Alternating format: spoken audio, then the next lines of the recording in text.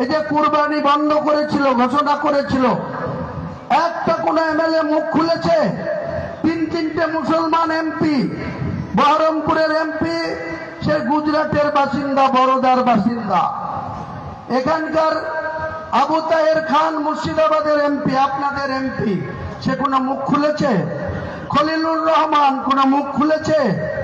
আপনারা যদি আবার তাদের তেল মারেন, তাহলে কুরবানি নিয়ে মুখ খোলার দায় একা হুমায়ুন কবিরের? একা দায় হুমায়ুন কবিরের? আবার হুমায়ুন কবির যখন মুখ খুলেছে, তখন হুমায়ুন কবিরকে গ্রেপ্তার করার দাবি কে করছে?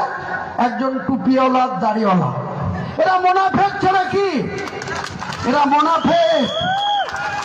এরা মুনাফেকদের জবাব দিতে হবে মুসলমানদেরকে, তবে মুসলমানের ইমান মজবুত হবে, মুসলমান শক্তিশালী হবে। একটা দাড়ি টুপিওয়ালা বলছে হুমায়ুন কবির কেন আইন মানছে না, কেন কুরবানি করতে বলছে? হুমায়ুন কবিরকে গ্রেপ্তার করা হোক। কোনো অমুসলিম বলেনি।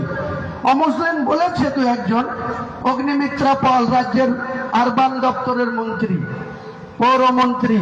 তিনি আমাকে বলেছেন যদি ওনার না পোষায় তাহলে উনি দেশ ছেড়ে চলে যান, কোন মুসলমান কান্ট্রিতে যান। আমি 1 ঘন্টার মধ্যে তার জবাব দিয়েছি, অগ্নিমিত্রা পাল, আপনার বাবার দেশ না এটা। ভারতবর্ষের সংবিধান অনুযায়ী আপনারও যা অধিকার, হুমায়ুন কবিরেরও তাই অধিকার। একজন অমুসলিমের যা অধিকার, মুসলমান সমাজের প্রত্যেকটা থাই ভারতবর্ষের নাগরিকদের সমান অধিকার। আপনি কোন সংবিধান বলে বলেন যে আমাকে দেশের বাইরে যেতে হবে?